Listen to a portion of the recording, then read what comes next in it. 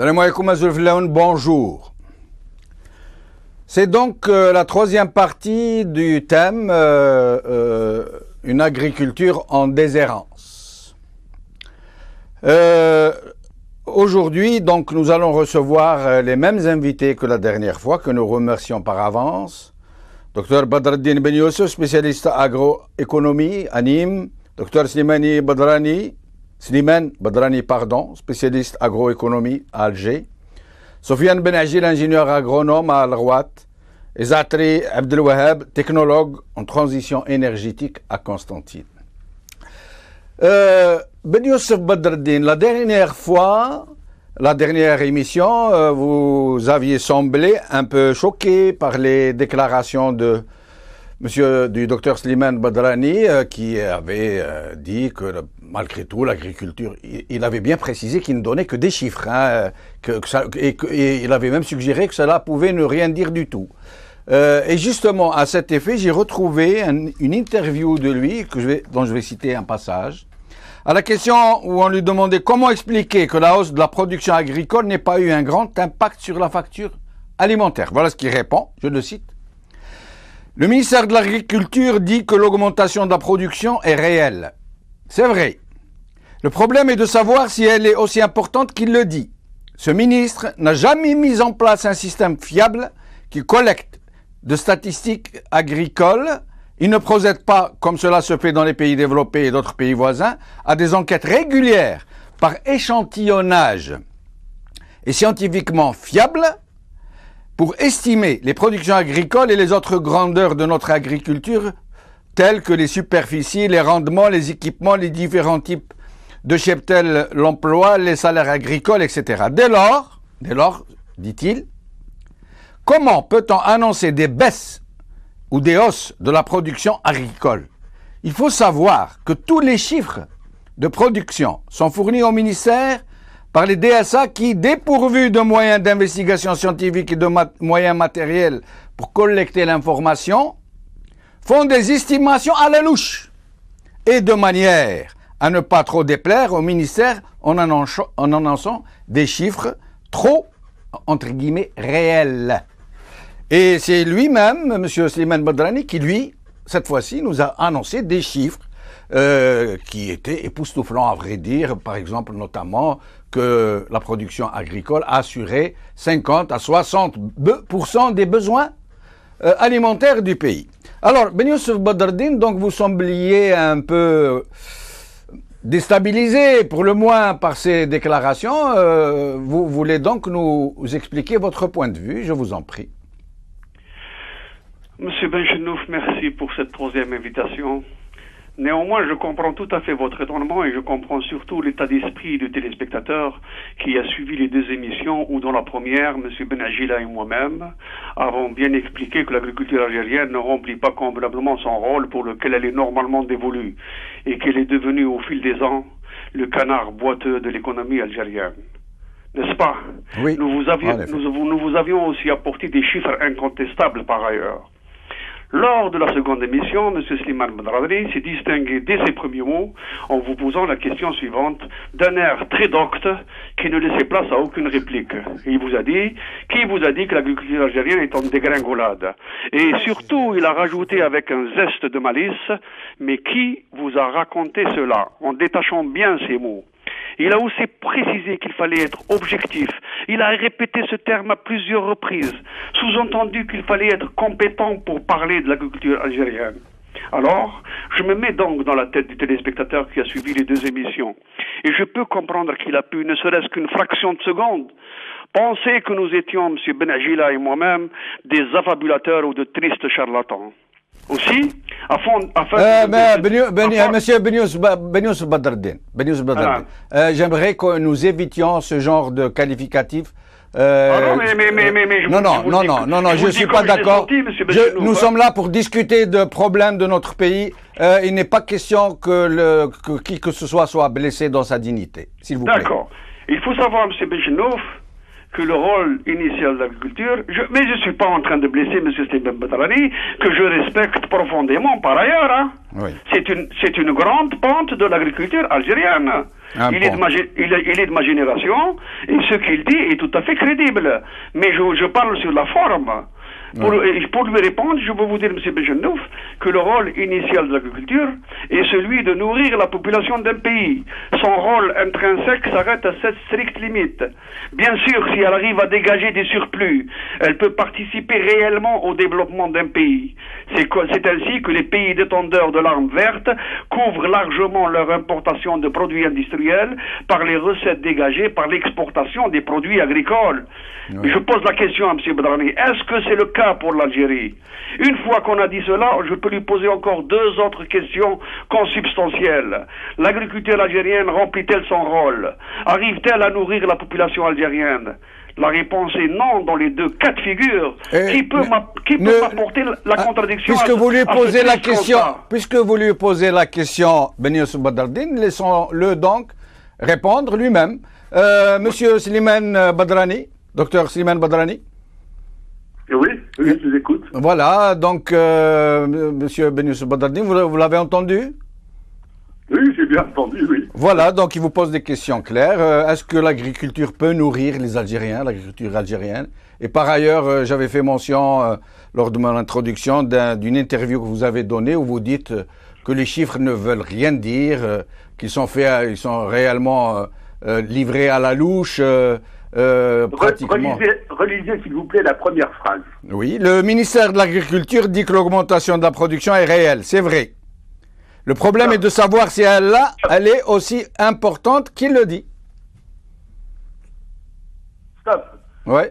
C'est vrai que la production a augmenté. Je le répète, c'est ce que j'ai dit la dernière fois. Oui. Hein? La production agricole algérienne a augmenté depuis l'indépendance. Ça, c'est indéniable. Non, mais là, c'est docteur Badrani, excusez-moi de vous interrompre. Non, attendez. Excusez-moi de vous interrompre. Excusez-moi. Il ne fait aucun doute que là, c'est un truisme que de le dire. En fait, vous, la dernière fois, vous nous aviez affirmé ça. Vous aviez eu l'air étonné qu'on puisse se poser la question. C'est de là qu'est partie l'ambiguïté et l'équivoque. Par l'outrance du titre de votre émission, où le titre c'est bien l'agriculture en déshérence, n'est-ce pas? Tout à fait.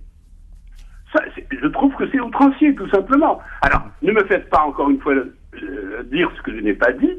Je suis bien d'accord avec les collègues pour dire que l'agriculture algérienne est loin de nourrir sa population.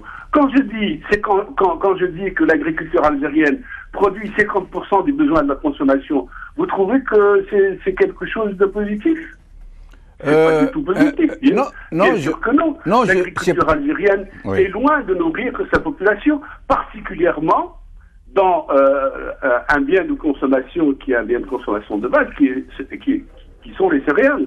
Les céréales, on produit bon an, mal an, même pas 50% de notre consommation en matière de blé dur et de blé tendre. Donc, il ne faut pas me faire dire ce que je n'ai pas dit. Non, mais docteur Badrani, docteur Badrani, s'il vous plaît, il faudrait qu'on puisse échanger. Docteur Badrani, le problème n'est pas que vous trouvez que ce n'est pas choquant. En fait, 50 à 60%, quand vous dites que 50 à 60% de nos besoins alimentaires sont satisfaits par la production agricole algérienne. En fait, ce n'est pas le cas, puisque si vous prenez en compte les facteurs d'intégration et les inputs, etc., ce n'est même pas le cas, c'est loin de l'être.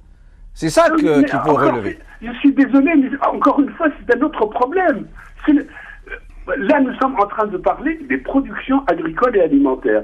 Bon, c'est moi-même, et ça vous pouvez trouver d'autres de mes écrits probablement, où je dis de façon très très claire que l'essentiel des intrants que nous utilisons pour la production agricole, l'essentiel de ces intrants sont des intrants et des équipements sont importés. Que ce soit le machinisme agricole, que ce soit les produits phytosanitaires, que ce soit même les engrais, où nous avons quand même fait des unités industrielles qui produisent l'ammonitrate, qui produisent l'azote et les engrais phosphatés, mais même en matière d'engrais, nous importons certains types d'engrais.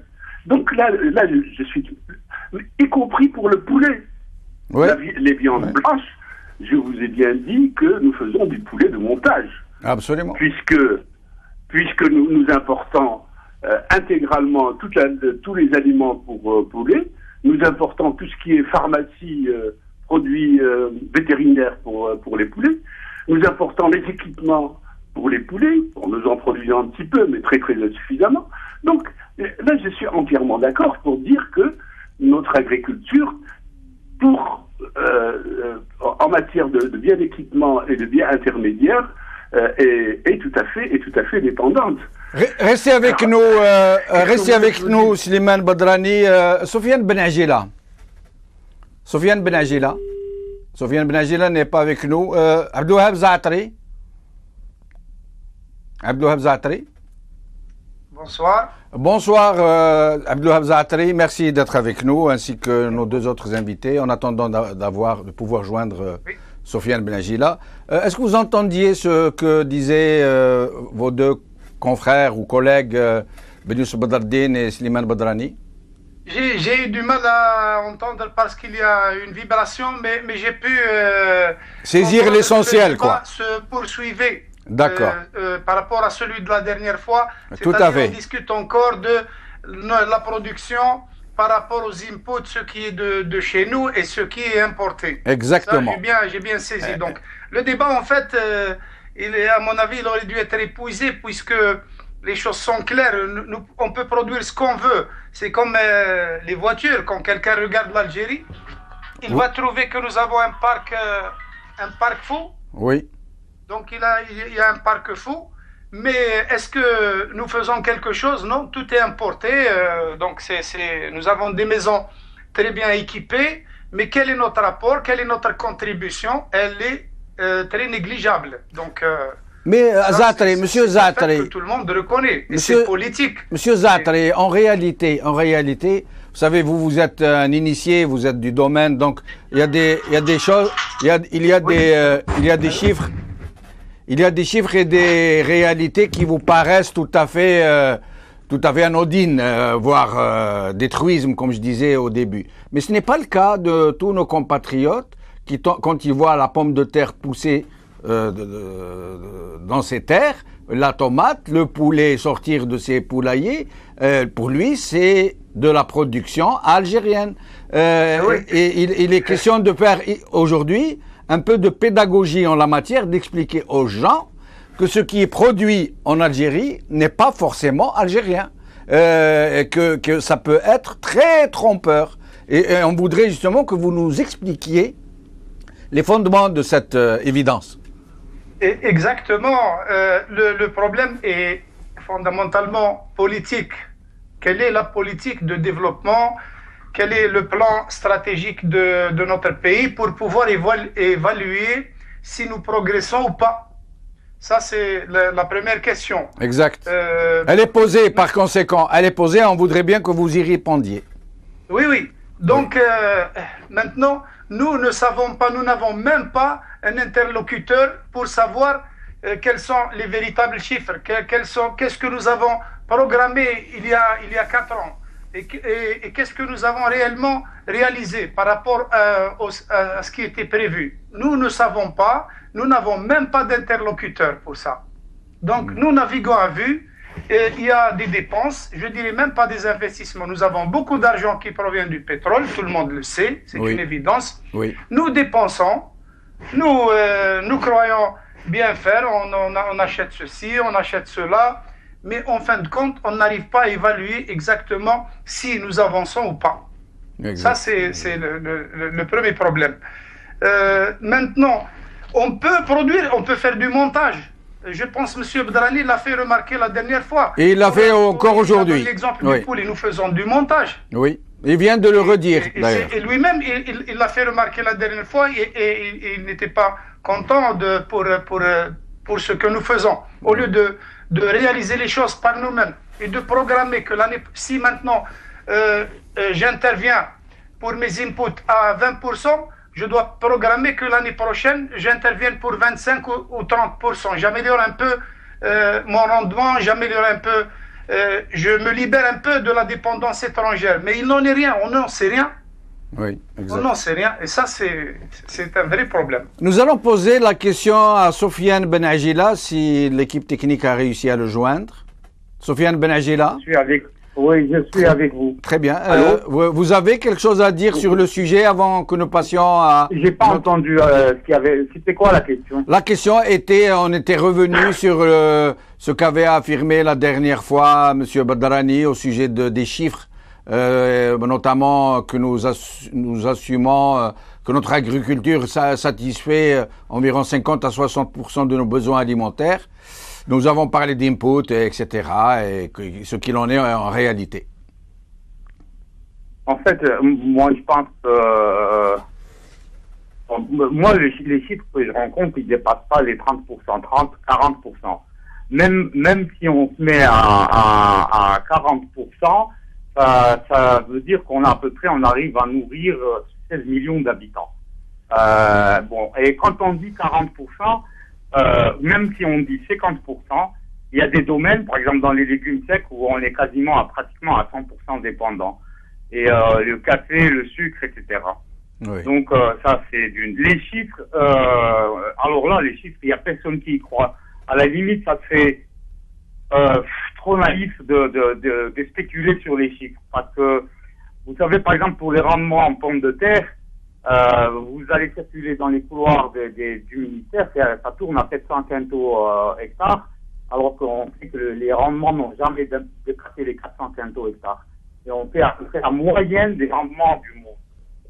Donc, on n'est pas, c'est-à-dire, les chiffres sont trop peu fiables pour dire quoi que ce soit. Vous savez, à la Gouasse, sur les 500 000 hectares que représente la wilaya, ils viennent d'acquérir 10 voitures pour commencer à travailler au niveau des services agricoles.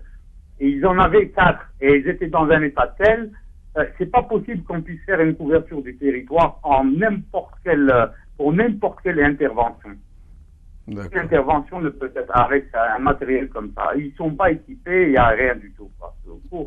Voilà, donc, ça veut dire que ce n'est ni une économie dirigée, il y a réellement un programme, des moyens mis en branle, ni une économie libérée. On avait parlé ça va vous paraître peut-être, je vais être un peu méchant ou je sais pas quoi, mais vous savez, un agronome dans la branche des biologistes, c'est celui qui arrive à mieux lire le monde rural et le mieux outillé pour. Je suis dans ce secteur depuis plus de 25 ans. Je suis dans le monde agricole depuis une trentaine d'années. J'ai capitalisé plus de des milliers d'heures sur le terrain. Moi, j'ai pas de bureau. Le bureau, c'est accessoire. Et j'ai fait énormément de terrain. Je peux vous dire que par rapport à la mise en valeur, premièrement, on a vu des sols. Effectivement, on voit les paysages changer. D'accord? Oui. Bon. Il faut dire aussi, c'est qu'on a vu les paysages urbains changer. Exact. Les chiffres officiels annoncent 160 000 hectares qui sont perdus, bouffés par l'urbanisation. Et ça, on sait très bien que c'est des chiffres qui sont vraiment.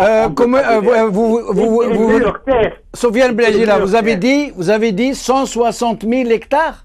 1000 hectares, ça représente plus que la surface maraîchère, c'est plus que la surface irriguée qu'on a, c'est catastrophique. Alors, et d'où vous tenez ce chiffre, Slimane Ben Agila? C'est tellement grave ce que vous venez de dire qu'il faut qu'on s'y arrête un petit moment. Il y a un truc qui a été dit par Mesli, l'ancien ministre de l'Agriculture, qui tient auquel ça l'a rasé. Une fois à Khenchla, on a rasé 1000 hectares d'agrumes à un mois avant la récolte, juste pour faire passer une route. Vous voyez, la Mitidja, il est prévu que dans 30, même pas 20 ans, où là, il y aura plus de terres agricoles. Et un hectare perdu au nord, je sais pas combien d'hectares il en faudrait, alors s'il est irrigué, il faut au moins 10 hectares pour le remplacer au sud, et c'est pas évident. Maintenant, pour la mise en valeur, il y a eu toute forme de mise en valeur, sous forme de concession, de tout ce qu'on veut. Vous vous imaginez pas, il y a des surfaces qui sont inscrites en production alors qu'elles n'existent même pas. Il y a la ruine des agriculteurs. Moi, je vois des agriculteurs dans cette histoire de mise en valeur. Eh ben, ils sont rares ceux qui ont fait des sous. On les voit planter. Il suffit vous baladez, vous arrêtez devant n'importe quelle exploitation, le type il sera prêt à vous vendre à faire n'importe quoi. Restez avec nous, Soufiane Ben Agila. Ben Youssef Badreddine. Ben Youssef Badreddine. Oui, je vous entends, oui. Vous avez entendu le chiffre que vient de donner Soufiane Ben Agila de 160 000 hectares transformés en foncier urbain? La dernière fois, j'ai utilisé un terme et en fait, je me suis trompé. J'avais dit que le débat est biaisé, est altéré. Et en fait, il est biaisé, notre débat. On parle de chiffres, on parle du rôle de l'agriculture. Il faut savoir, M. Benchenouf, que, bon, bien sûr, ce que dit M. Benjela, les chiffres qu'il avance, ils sont tout à fait vraisemblables. Mais, Allah, pourquoi aller faire... Ya Badreddine Ben Youssef, Monsieur Ben Youssef, pourquoi qualifier ce débat une fois d'altéré, une fois de biaisé? On discute de choses et d'autres. Si vous avez des éléments à apporter, du concret, de l'argument, allez-y, personne ne vous en empêche. Pourquoi voulez-vous qu'il soit biaisé ou altéré? Nous parlons, Monsieur Ben Agila vient de donner un chiffre de 160 000 hectares. Moi, ça m'a scotché. J'aimerais que vous réagissiez sur ça. Deuxièmement, que l'agriculture est dépendante dans certains secteurs de 100% de l'étranger. C'est le cas de l'aviculture. Et d'ailleurs, M. Slimane Badrani a comparé à juste titre le poulet algérien aux voitures que l'on va fabriquer. C'est-à-dire que nous allons importer toutes les pièces détachées et on ne s'occupera que du montage. Pour ma part, je l'ai déjà dit, ça fait 30 ans que l'aviculture est la malédiction de l'agriculture algérienne et elle est le caillou dans le soulier de chaque Algérien. De toute manière, il faut vous dire, M. Benchenouf, cette activité, pour 60% est versée dans l'informel. Hein. Troisièmement, que nous importons bon an, mal an, 50% de nos besoins en céréales, les mauvaises années, plus de 90%. Quatrièmement, que malgré cela, 10 à 20% de la récolte est abandonnée sur champ par manque de moyens de récolte et à Ajaba. C'est ce qu'il a expliqué M. Ben Agila la dernière fois quand il a dit « Est-ce que vous remarquez pas des pousses de céréales en septembre-octobre » Que cinquièmement, que notre partie non négligeable pourrit dans des hangars inadaptés. Que si demain les pays qui veulent bien nous vendre leurs céréales, moyennant un chèque annuel de 5 milliards de dollars, décident de nous boycotter, le pays risque tout simplement la famine. J'ai été le premier à utiliser ce terme et j'ai été suivi par une pente des finances, en l'occurrence M. Haj Nasser, ancien gouverneur de la Banque d'Algérie, qui a utilisé ce terme, ça fait 3 semaines. Septièmement... M. Haj Nasser est en effet un ponte de la finance. Exactement. Attendez, oui, j'ai encore 3 points. Septièmement, que la terre arable périphérique des villes est envahie par la mafia du béton. Huitièmement, que les politiques menées depuis 62 n'ont été que des rustines apposées dans la pauvre chambre à air que est devenu notre beau pays. Et neuvièmement, que les prêts bancaires qui se transforment quelques années plus tard en subventions sont accordés aux amis et aux connaissances bien placées qui n'ont très souvent aucun lien avec l'agriculture et ces mêmes subventions prennent la forme quelques années plus tard en hôtels acquis frauduleusement à l'étranger. Et qu'enfin, l'agriculture algérienne est une patiente en perfusion permanente. Savez-vous, M. Benchenouf, que pour les 5 prochaines années, 500 milliards de dinars, soit 100 milliards de dinars par an, c'est-à-dire 10 000 milliards de centimes, sont prévus pour y être injectés à perte chaque année dans l'agriculture algérienne. Si au moins ils serviraient réellement à l'agriculture, ce serait un moindre mal. Mais malheureusement, ils vont être siphonnés par les vautours qui rôdent dans le boulevard Amirouche d'Alger où siège la Badr, la seule banque qui encadre le secteur rural et qui est elle-même en constante perfusion sur le dos des contribuables algériens et donc du trésor public. À la vue de ce triste constat, je pense que ce n'est pas du tout une hérésie que de dire que l'agriculture algérienne est, comme vous l'avez dit vous-même en introduction de la première émission, Et j'emploie même le même temps que vous aviez utilisé, Yassi Jamal. L'agriculture algérienne est catastrophique. De là à dire qu'elle est en dégringolade, il n'y a qu'un pas que nous avons franchi allègrement au vu du constat lucide que je viens de citer. Merci, Ben Youssef Badreddine. Restez avec nous, Ben Youssef. Slimane Badrani, pour revenir aux chiffres cités par Sofiane Ben Agila de 160 000 hectares donnés au béton, qu'est-ce que vous en pensez? Ça peut être probable. Là, je suis sur un article que j'ai écrit sur le foncier, mais malheureusement, il y a longtemps, où j'ai essayé de trouver les chiffres. Alors, ce que je peux vous dire, là, le chiffre que j'ai, oui, malheureusement, c'est le seul, oui, c'est qu'on a mangé environ 15 000 hectares de SAU, donc de superficie agricole, mais entre 1962 et 1980. Donc, vous voyez, ça remonte à loin. Hein. Ouais. Donc, quand je vois 15 000 hectares en 20 ans, depuis 1980, donc ça nous fait 80, 90, 2000, 30 ou 35 ans, bon, peut-être que 150 000, le chiffre qu'a donné Sofiane, il est peut-être un peu exagéré, mais quand même, on peut pas savoir... On a dépensé beaucoup de terres agricoles, on a beaucoup dépensé de terres agricoles à cause de l'urbanisation. D'autant plus que c'est aussi un article que j'ai écrit, mais je ne le trouve pas en ce moment. Autour des grandes villes, au lieu de faire des constructions verticales, on a fait des constructions horizontales qui ont bouffé en surface. Qui ont bouffé en surface. Au lieu de faire des immeubles en hauteur, on a fait des villas ou des petits immeubles qui ont bouffé beaucoup d'espace. Et ça, Mais Slimane Badrani, vous, le chiffre que vous avancez de 15 000 hectares de 62 aux années 80, à la limite, ça peut sembler un temps soit peu révoltant, mais pas trop. Mais 160 000 hectares, si ce chiffre se vérifie, supposons qu'il est vérifié, monsieur docteur Slimane, qu'est-ce que vous en penseriez si ce chiffre est avéré? Ah ben c'est catastrophique. Enfin, disons que c'est scandaleux, je dirais. Voilà, parce que nous sommes un pays où les terres agricoles fertiles sont relativement peu nombreuses. Hein. C'est environ 3% du territoire national, et on a tout intérêt à préserver les terres agricoles. D'ailleurs, j'ai vraiment beaucoup de documents là-dessus. Il y a eu plusieurs circulaires ou décisions, y compris des différents présidents de la République au cours des 40 dernières années, qui menaçaient des foudres de la loi les gens qui construisent sur les terres agricoles, mais qui n'ont jamais été appliqués. Qui sont restés lettres mortes, bien entendu. Restez avec nous, docteur. Monsieur Zatri, Abdouhab Zatri. Abdouhab Zatri.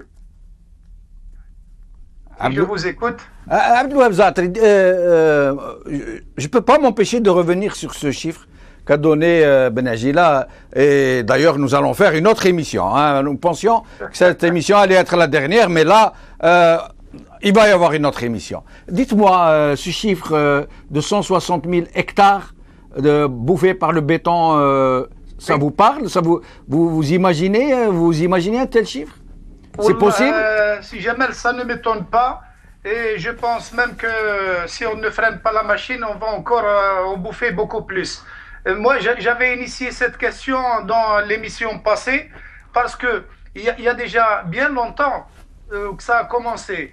Moi, je me souviens, pendant le gouvernement Hamroche, quand on a commencé à donner les terres de la révolution agraire, par exemple. Oui. Les gens qui ont récupéré soi-disant leurs terres, j'en connais qui avaient déjà commencé à les vendre en lot. Et par la suite, et donc ils les ont récupérés comme terres agricoles. Ils les ont versés dans le foncier. Par la suite, c'était devenu une fonction en soi. Il y a des gens qui sont en train d'observer, qui ont des relations, qui sont en train d'observer un lot de terrain par-ci, un lot de terrain par-là. Il l'achète. S'il lui appartient pas, il l'achète. Et il attend que ça avoisine un peu la ville, que ça devient une zone urbanisée. et puis il le revend et le jeu continue. D'ailleurs, facile d'observer soit par avion, soit en circulant dans des véhicules par les routes. Les villes s'étendent de n'importe quelle façon. Oui. Il n'y a pas, disons, une méthode, un choix de terrain. On voit des îlots de cités apparaître n'importe où, n'importe comment, d'une manière chaotique, et personne n'est capable de freiner ça. Donc, ce que dit M. Benaji là, je trouve que ce n'est pas beaucoup. Vous m'étonnez. Restez avec nous. Soufiane Benaji là. Soufiane Benaji là. D'abord, cette émission... D'abord, cette émission va... Allô? Oui. Oui, j'aimerais bien revenir sur l'histoire de ce chiffre d'abord, si vous permettez. Bien sûr, mais je voulais d'abord vous dire que grâce à vous ou à cause de vous, à cause de ce chiffre que vous venez de nous asséner, cette émission de l'agriculture en déshérence va être prolongée. On va jouer les prolongations avec une autre émission. D'accord. Allez-y, je vous en prie. Je reviens, vous permettez que je revienne sur les chiffres?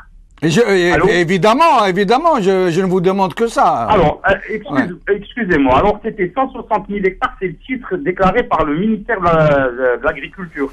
Et vous m'en direz tant. Complètement sous-estimé. Oh là là. Alors là, attendez, j'ai pas fini, s'il vous plaît. Je vous en prie, je vous en prie. Est-ce que vous entendez, bon, les agronomes, M. Badreddine, il va être tout de suite OK là-dessus. Bon, il sait ce que c'est que la DRS. C'est-à-dire la défense et la restauration des sols. Alors, j'ai des rapports de 1955. D'accord? Oui. Alors, à l'époque, cette science, entre autres, elle lutte contre la désertification, on lutte contre l'érosion et tout. Et on perd des terres par l'érosion, et on est un des pays qui perd le plus de terres par érosion dans le monde. Alors, en 1955, ils avaient estimé à entre 35 000 et 40 000 hectares de perdus chaque année. D'accord? Oui. Et cette terre, elle part où? Vous êtes avec moi? Elle part où, cette terre, par érosion? Elle part où, ces terres par érosion? Alors, bon, il y a différents types d'érosion. On va pas... Il y a par le vent, et surtout pluvial. Alors, si les pluies qui arrachent toute la terre parce qu'on a des pluies torrentielles, qui arrachent toute la terre fragile qu'il y a sur le sol, quoi. D'accord. On se retrouve, c'est comme ça qu'on a des alluvions après, etc. Bon. Exact. Et donc, du coup, il y avait 35 000 à 40 000 hectares qui se perdaient chaque année. Moi, je me fie à ces chiffres, c'est des chiffres qui datent de 55, d'accord? Oui. Allô? 35 000. Alors, pardon, monsieur Benaji là. Vous nous dites 35 000 par... oui, on vous écoute, monsieur. Allô? On vous écoute, monsieur Benaji là. Vous nous dites... Alors, du coup, le Conseil économique de l'époque va doter le service de défense et restauration du sol. C'était le service qui était le plus, disons, riche des services effectifs sur le terrain.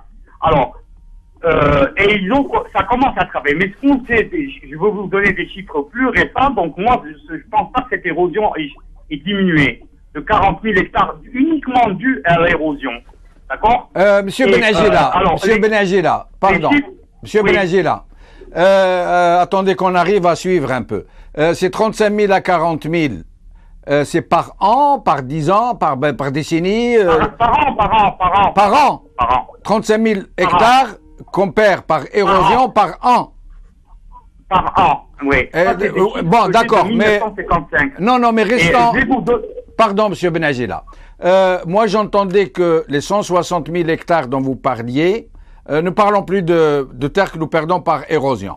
Les 160 000 hectares dont vous parliez qui auraient été bouffés par le béton, ça veut dire par un mauvais foncier, par un transvasement illégal de l'agriculture vers le foncier, vers l'urbain. Et vous dites que c'est autre chose. Est-ce que vous maintenez ce chiffre, ou est-ce que l'érosion, les terres perdues par érosion, rentrent dans ce chiffre que vous avez donné de 160 000?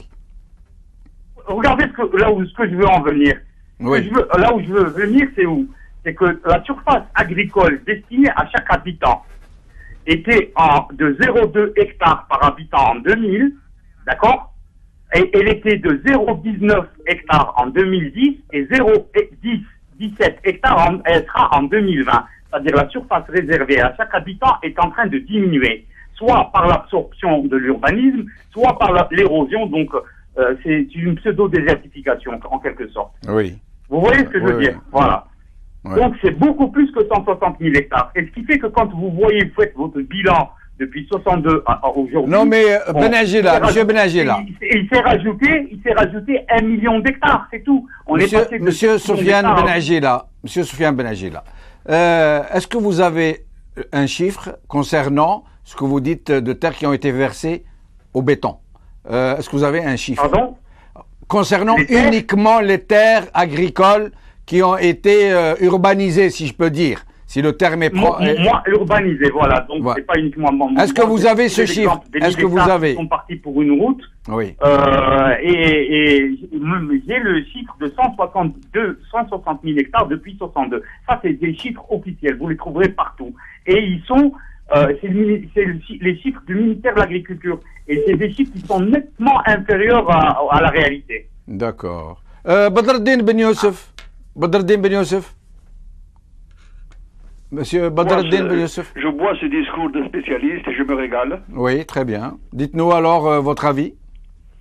Moi, il faut bien dire à mes camarades de débat que moi, j'ai quitté le domaine de l'enseignement en Algérie depuis 89, ça fait 25 ans que j'ai quitté, et je me suis plongé dans la production agricole en France.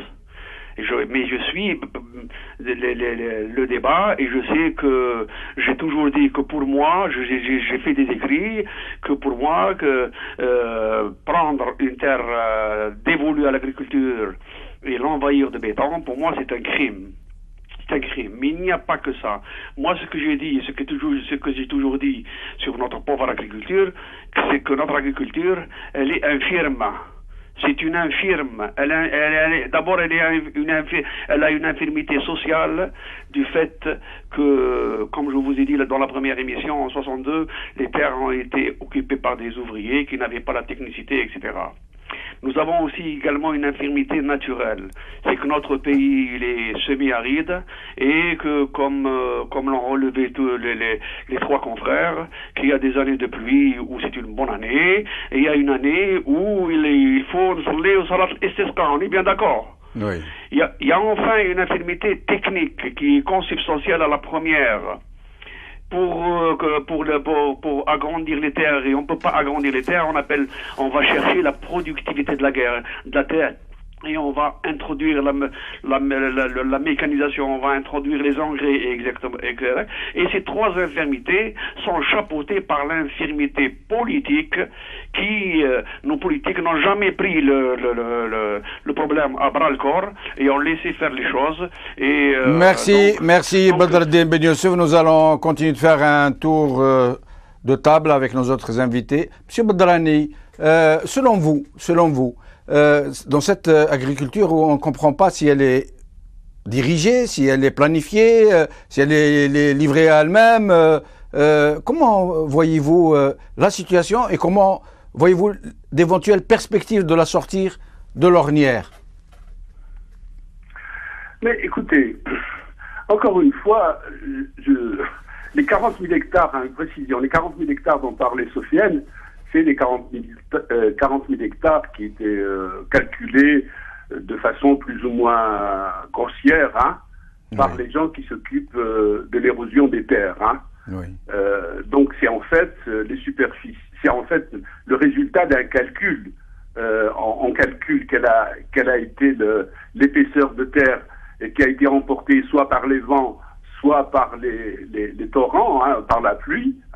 Et puis, à partir de là, en supposant que l'épaisseur d'un sol cultivable est de temps, on traduit ça en hectares cultivables. Donc, c'est en théorie, bien sûr. D'accord. Bon, ceci dit, effectivement, on a fait relativement peu de choses en matière de lutte contre l'érosion et en matière de défense et de restauration des sols. Ça, c'est vrai. Ceci dit, il faut aussi être encore une fois tout simplement objectif. Allez voir ceux qui connaissaient Biskra il y a 40 ans et ce qui est devenu Biskra aujourd'hui. C'est absolument fantastique sur le plan, par exemple, des cultures sous serre.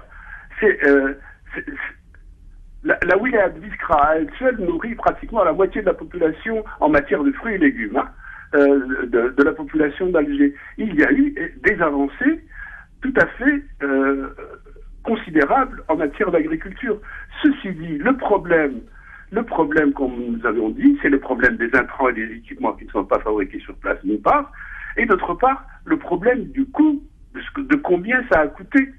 L'État a mis quand même relativement beaucoup d'argent dans l'agriculture, dans la mise en valeur par exemple, mais comme ça a été toujours fait de façon bureaucratique et sans qu'il y ait un contrôle populaire réel sur toutes ces dépenses, à mon avis, il y a eu beaucoup d'argent qui a été... Oui, mais Monsieur Bedrani, quand vous obtenez une pomme de terre à 90 dinars le kilo au prix de détail, pour un pays où le SMIC permet à peine d'acheter un quintal de ce produit... Nous sommes tout à fait d'accord. Voilà, c'est relatif, ça reste très relatif. Hein, mais ce qu'on ne peut pas nier, c'est que la production de pommes de terre d'aujourd'hui et la production de pommes de terre des années 60 n'ont rien à voir sur le plan quantitatif. Merci M. Bedrani. Nous allons continuer un tour d'horizon, tour de table, avec nos autres invités avant de clore cette émission. Monsieur Zatri. Monsieur Zatri. Je vous écoute. J'ai posé la question à M. Bedrani qui ne m'a pas répondu. Il a estimé que c'était plus important de parler d'autre chose. C'est son droit. Sinon, selon vous, cette agriculture, elle n'est ni dirigée, ni contrôlée, ni livrée à elle-même. On ne comprend pas. C'est quoi la nature de la gestion du monde agricole aujourd'hui? Est-ce que c'est une économie dirigée? Est-ce que c'est une économie où chacun se débrouille comme il peut? Essayez de nous expliquer. C'est une économie dirigée à haut niveau. Donc, lorsqu'on parle de gros investissements, quand on fait le partage des investissements, mais au niveau du terrain, elle est très chaotique. Donc, il y a une contradiction. Le problème de notre agriculture, c'est qu'il n'y a pas de plan de développement et il n'y a pas d'évaluation. En fait, si on veut développer l'agriculture, même si on ne sait pas comment faire, on n'a qu'à faire comme les autres pays qui ont réussi de bonnes expériences. Nous avons par exemple la Chine, dans le reboisement, il y a des montagnes rocheuses que les Chinois ont pu en faire des forêts inextricables. Donc ça, on peut le faire comme projet. Le désert, par exemple, pour les terrains arides et semi-arides, nous avons l'expérience des Israéliens. Ce sont eux qui sont très forts dans le goutte à goutte. Donc, nous, c'est ce qu'il nous faut. Il faut que l'État aussi encourage et renforce les gens, justement, qui investissent dans l'alimentaire, l'agroalimentaire, et surtout pour limiter la dépendance vis-à-vis des étrangers. Vis-à-vis de l'étranger. Donc, il y a un plan, il faut un plan, il faut des actions, et il faut placer l'argent dans ces créneaux, et ensuite, il faut superviser et corriger, et non pas seulement dépenser, mais on verra. Il y a aussi le thème de l'énergie. Il faut faire de l'économie d'énergie. Il faut. Nous allons laisser l'énergie. Nouveau terrain désertique dans le désert, par exemple. Monsieur Zatri, nous allons laisser ce point de l'énergie à la prochaine émission.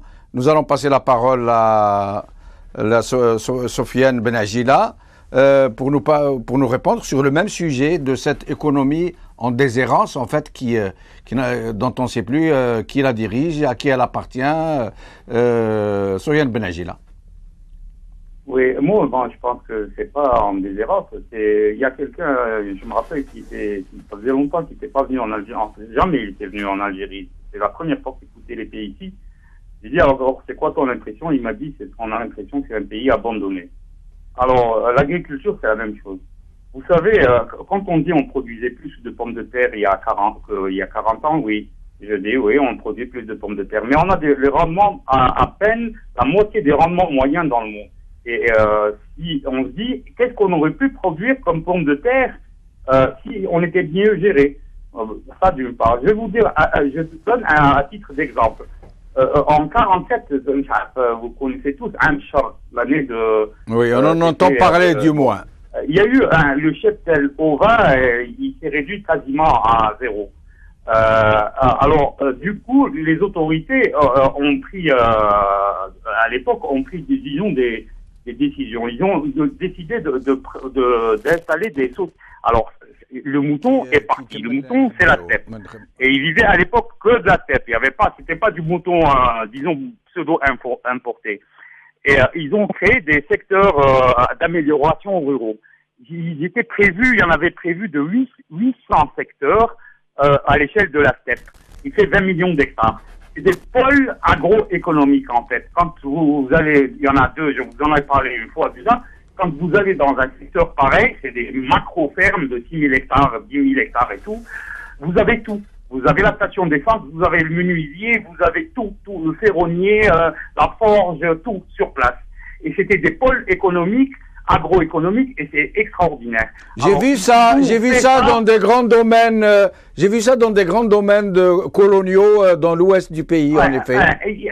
C'est la seule, d'ailleurs, la France reconnaît en agriculture, c'est la seule, enfin, c'est le seul créneau qu'ils ont fait qui a marché à bloc. Alors, en 2 ans, ils avaient réalisé 103 fermes et qui couvraient 600 000 hectares. Et vous savez combien de personnes ça a touché en 2 ans? Ça a touché 750 000 familles. Ça a fait que le cheptel, il s'est remis, ce qui fait qu'on s'est retrouvé avec pratiquement en 54, on avait autant de têtes, autant d'habitants. C'est-à-dire 6 millions, on avait 7 millions de têtes. D'accord? Oui. Alors, je vois par exemple, là où je vous dis c'est abandonné. Pas plus tard qu'aujourd'hui, j'ai bien traversé un truc qui m'a horripilé. C'est quoi? Alors, c'est le développement de la steppe. Alors, qu'est-ce qu'on fait sur la steppe? C'est un truc tout nouveau, hein, il date de hier ou je sais pas quoi. Alors, sur les hauts plateaux, alors dites-vous bien, et le Sahara, alors le ministère de l'Agriculture ou je sais pas quoi, de la Pêche, il décide de renforcer la sécurité alimentaire. Vous savez à travers quoi? À travers la pisciculture intégrée. Oui. C'est la folie. Vous avez je sais pas si, moi j'ai eu l'occasion de voir des études technico-économiques de fermes aquacoles là. Mais c'est une importante. On laissera ce sujet, Soufiane Benagela, on laissera ce sujet pour la prochaine émission. Nous sommes arrivés au bout de celle-ci. Merci beaucoup. Merci à mes 4 invités en espérant les retrouver pour la semaine prochaine. Salam alaikum. Azul Lawan. Khawala khair.